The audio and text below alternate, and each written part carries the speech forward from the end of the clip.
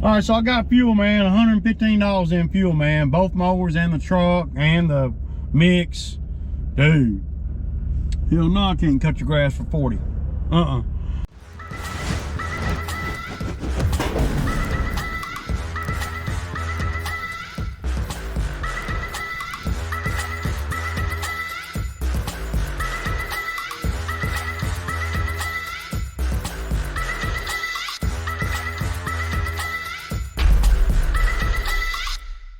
Okay, y'all, good morning, good morning. It's Saturday morning, man. It's gonna be a beautiful day.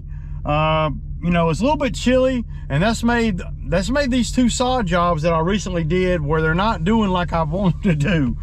And see, it's hard to explain to the customer all the ins and outs of sod and what it takes for it to grow. One of them is, well, the one we did last weekend obviously is a week. And the other one is almost 2 weeks. So, but none of the sod is really growing because it hasn't been hot enough. And you know, there's when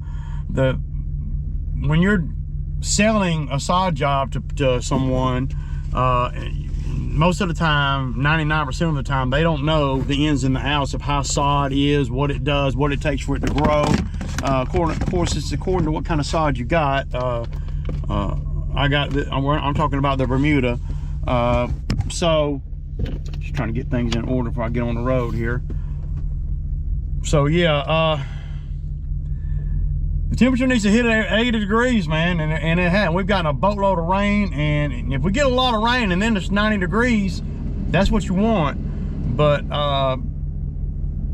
the ground is holding water. I mean, it's still muddy up here from 2 days ago. So, and there's a lot of sun hits up here around this gravel. But yeah, so that's one thing that's gonna have to be, well, I'm going to have to explain to the customer. I don't know if the first, you know, the big sod job I did, I don't know if the people got back yet. Obviously, I'm not done over there. I got another day over there, but I haven't been able to do anything with all the rain, because if you try to get on that sod, doing anything, pressing it or anything, you know, when it's so wet, I mean, you're gonna mess it up. So it's just gotta, you know, that's why you press it as soon as you put it down, press it and water it and press it, however you want to do it. I like to get it a little bit wet if it's dry, and then press it on the day of we do the work. So I did a little bit of that on the big sod job, so it's fine. But none of the sod is taken off. You know, and no matter what fertilizer you put on it, and no matter how good you think you are, if the weather ain't gonna down hit 80, sunny 80, sod is not gonna do too good. And then, you know, the weeds and all really take off. So not only does the sod suppress the weeds for now, you know, because you got clean ground and sod, the only weeds that are gonna come up is what's actually in the sod pieces. And there are some, there always is. But I gotta go over in that general area. I got a yard I gotta do. Probably take me about an hour and a half. And she's a regular customer of mine. Y'all been over there 100 times. I don't know how much video I'll get. One thing I gotta say that's way off subject, and y'all gonna think I'm crazy, I know. I think that when they did the electrical, the Ford dealer did the electrical in this truck, you know, from where the Elite Water, I think they forgot to put some kind of heat shield or something back, because I'm feeling a lot of heat coming out from under the dash, it seems like. Not overwhelming or nothing, but it's, yeah. And it ain't even got hot, man. When I walk up to the truck on this side over here and I get in, I can feel the heat, man. I don't know, maybe I'm just, but I don't think so. I mean, I've had this truck a long time, so I'm not used to feeling what I'm feeling. But I ain't. Well, Ray, take that back over there to the dealer and let them fix that shit, man, boys. No. We ain't signing up for another month of no truck. So, even if it is their fault. So I'm headed out here to Fairburn. It's gonna be a mess, so she'll probably give me about $250 today. I'll do a little spraying too, you know, same old, same old. But see, even the spray doesn't like to work when it gets cold like this. The spray doesn't like to work when it's 95 either. But there is a, you know, the spray to me, and you know, there's a lot of people that knows a lot more about it than I. The spray actually can really slow the growth down, but it doesn't really want to work that great in really hot temperatures. You know, I got like 5 weed eaters. One of them's got a bent shaft. It's a 111, and it runs great, but it's got a vibration in it. The Drewski bent it when he was out here. No big deal. You know, but I used it, and I'll use it, and it runs great. And it's not worthy of me putting another shaft in there. So weed eaters to me, like I said, they're damn near disposable. They're right up there, yeah, with well, with handheld blowers and stuff. There's only so much energy I'm gonna spend on weed eaters. Usually they run until they don't. But I never have mechanical problems with the weed eaters. Usually by the time I start having problems like I am now with one of them anyway. The reason why I haven't used the other ones is because they all got those different heads on them. One of them's got the steel speed feed. The other one's got the echo speed feed. One of them don't have a guard on it. I like a guard on a weed eater. What can I say? I like a guard on a weed eater. I'm not, yeah, I like a guard on a weed eater. So, for me, now, I like the guard on it because I need the equipment to be as universal as possible. You know, all these little things that people don't think about when it comes to the equipment. You know, like I could run a weed eater with a speed feed head on it. It doesn't matter with a guard on it or not, with a vibrating, you know, bent shaft, whatever. I mean, I can run it. It doesn't matter. But when you got guys working for you and you want them to win, and you want to put them in a scenario where they're winning or have a great chance at winning, then you want to make sure that you don't give them like the 94R weed eater that I'm having a hard time starting. And then, you know, Eddie and a couple of you guys, Eddie and Chad, you guys were saying take the spark arrestor out. And I always forget to do that, right? And whenever a weed eater starts acting stupid, the first thing I always go to is the fuel. That's usually the problem. So I did check that weed eater for the spark arrestor, and it has already been removed. But there's a little cover over the spark arrestor that was smashed down. So even though the screen was gone, right? I removed it. You know, when I bought the weed eater. But though the screen was gone, the metal housing there that covers the screen from like water or whatever, it done got pressed down over the hole that the spark arrestor screen is usually covering, and not a lot of ventilation there. So I basically stuck a screwdriver in there and pried it out just a little bit where it's a little dome now, and then I got my air compressor and I shot air in there, and a lot of dust came out. So I was thinking that might fix that. I don't know for sure, because I tried to pull on it this morning for a few minutes and I couldn't get it to fire, but I wasn't really trying. I pulled on it about 3 or 4 times, and I said, well, I'm not even going to take it out.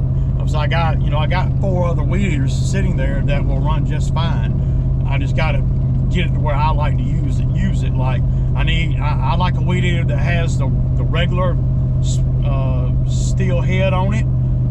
So I had to change the head. I took the one off that 94R that wouldn't start. I put it on the 91 that I got. I got weed eaters, and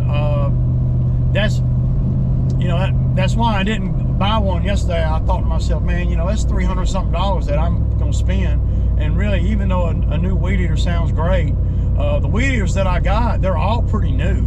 I bought one when Francisco was out here 2 summers ago, and I bought 3 when Drewski was out here. I bought 3 94Rs when they were on sale back right after COVID, and you couldn't get nothing but those. And then I bought a 111. I mean, I got 5 or 6 weed eaters, but they're in various states. You know, 2 of them have the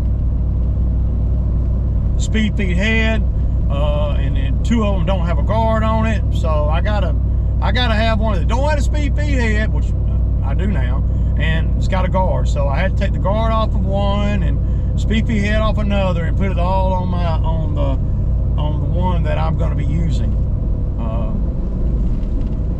I'm not going to be using the 94Rs unless I absolutely have to. I might sell them. I don't know, man.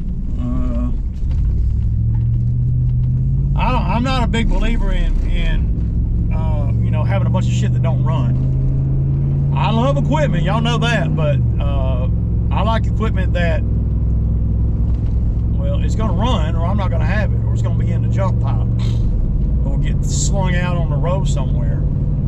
Especially that 94. Well, I could feel my temperature rising in just the 3 pulls I pulled on it this morning, and I said I'd be a damn fool to take this thing out again. And even though I got the other weed eater on the other mower, I got 2 mowers and I'm solo, so yeah. But I know this property's going to be a mess, and yeah, I don't know how much footage y'all get. I didn't get a lot of footage yesterday. It was when I got over there to the sod job over there. Well, the camera was down in the truck, and I carried all the stuff to do the drainage, you know, to hook all the drainage pipes up and everything, and to kind of, you know, well, it's already bad enough having 1 pipe running down in front of the house, not 4. So I turned the 1 pipe where I had 2 pipes into 1 and put a T in there, and I did that twice, saving about 15 foot of well, more than that, probably saving about 25 feet of pipe. So now they got enough to maybe do one of the downspouts in the back, but you know, I haven't heard from them, so I don't know if they're back yet or not. And you know, I'm not trying to you know, hurry up and get paid over there or nothing, because I'm not done. And they'll probably come back and say, damn, he didn't even get done, but they'll probably know that it rained a lot while they were gone. So and you know, I'm having to do a lot of extracurricular stuff over there. But I got a throttle cable for my X-Mark. You know, I didn't put it on yet. I didn't want to fool with it, man. You know, I gotta slowly but surely work my way back into this mowing stuff, man. I got another job to go look at out in Moreland. It's a grading job. So I got to go look at that. That's why I'm out kind of early this morning. Usually on Saturday, I don't get started this early. That's one way to get away from the tire scrubbing the fender. Damn.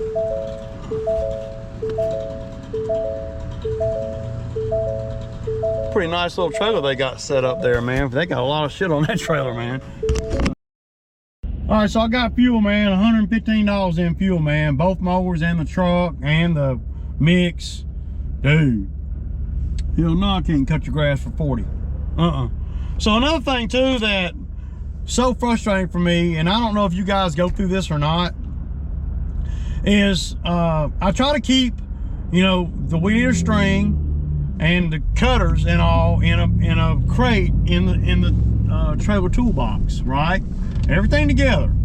And for the most part, I do that, right? Until I get guys out here, and then the snips, the cutters get gone. You can't just use any. Well, you can use any cutters, I guess, but well, I don't know if you guys. It's just a pain in my butt, man. I'm going by. I got a string of weed eater, and I don't have no wire cutters. They're gone.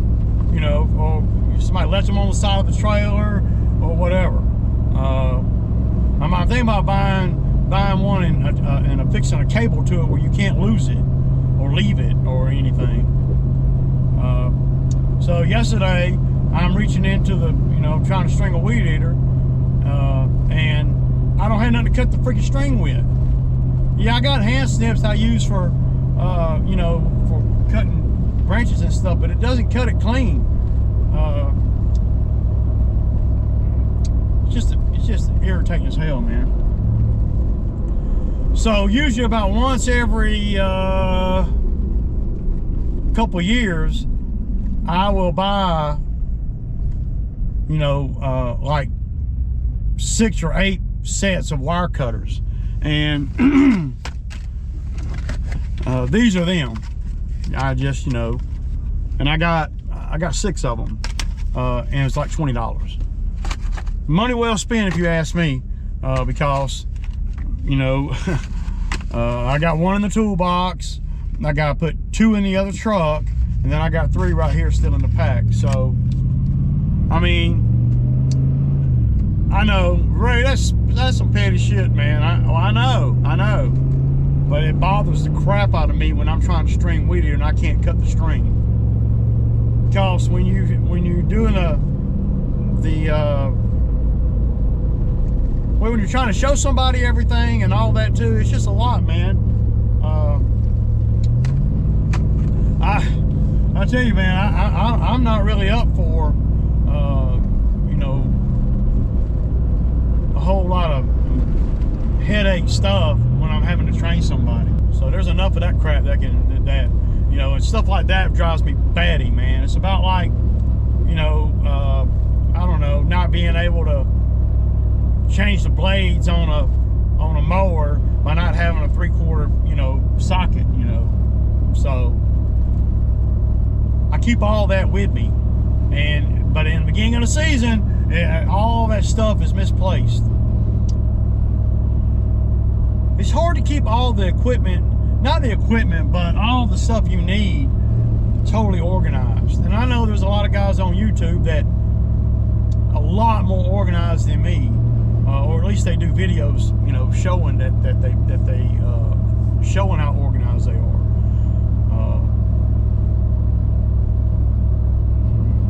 That's my weak suit, man. I'm talking about organized on the little stuff. I just use hand snips to cut the weed eater string, and then I put the hand snips right back where the weed eater string is. I mean, I got a milk crate, man, in the toolbox, and that's where all that goes. Okay, y'all, so I'm over here. Y'all been over here a bunch. These river birch trees, they drop a lot of debris and a lot of wiry sticks like you see right there. So I was cutting my place to park. I just pulled up, let the mower off, and I cut me a place to park over there because I don't like being right here in the driveway. So I'm just going back and forth right there, and I smell. You got to be aware of everything.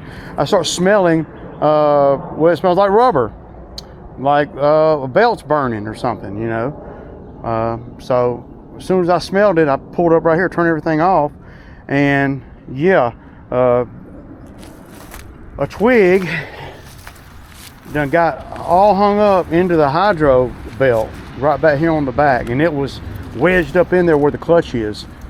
So you got to watch out for that kind of stuff, or you'll be spending more money than me, to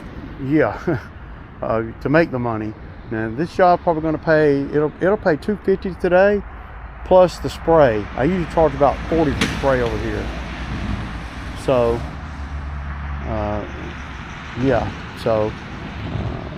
it's about an hour and a half job, and I do a lot of little extra stuff.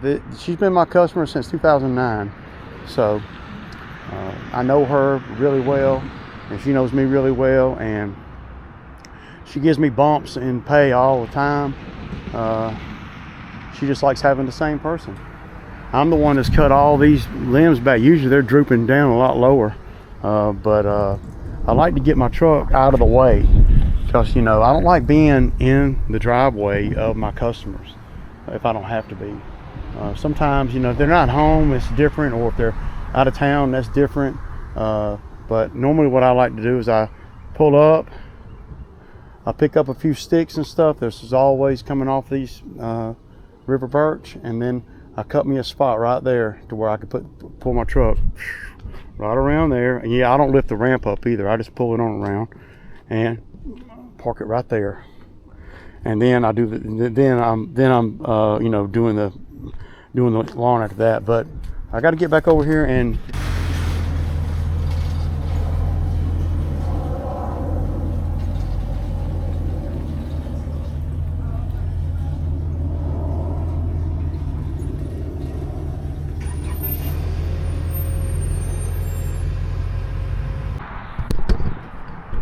okay, y'all.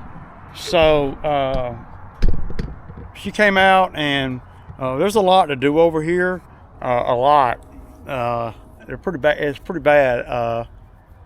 It's always like this on the first cut. Even though I was here in November, you know, it's still pretty bad. So, but what I do on jobs like this, where I'm solo, and this is just where I'm solo, I pull up. I get everything, you know, cut where I can move my truck right there.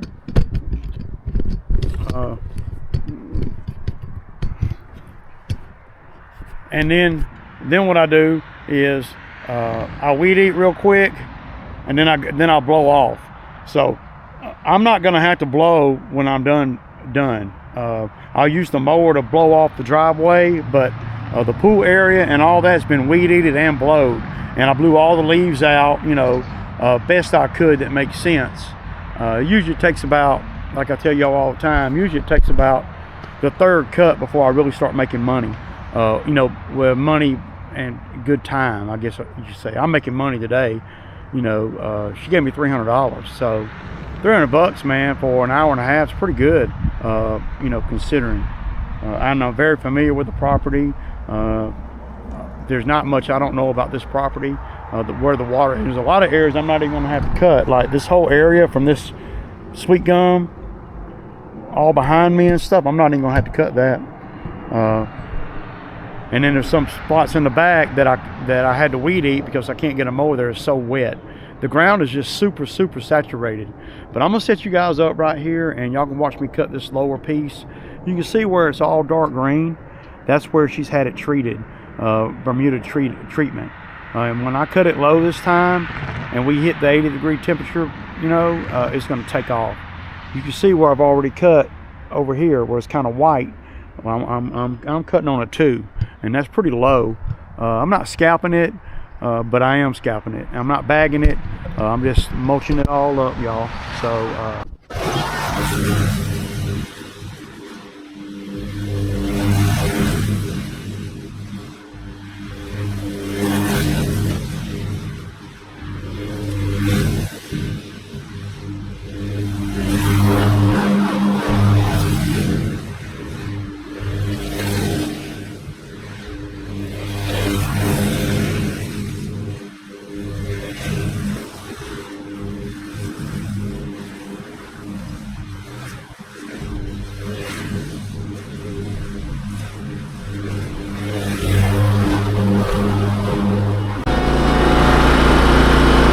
You would think that I would cut that and this at the same time, and I used to do that, and I still do every now and then.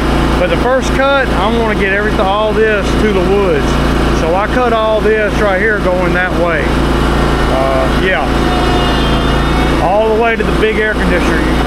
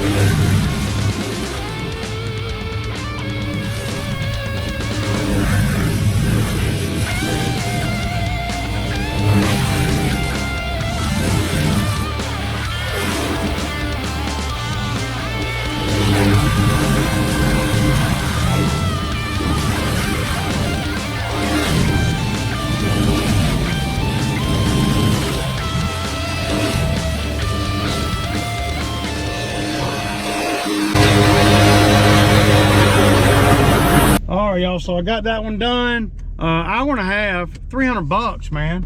Pretty good, really. And I spent the last 20 minutes or so just spraying everywhere. It's a good paying job, really, for Saturday morning. So it's 11 o'clock, man.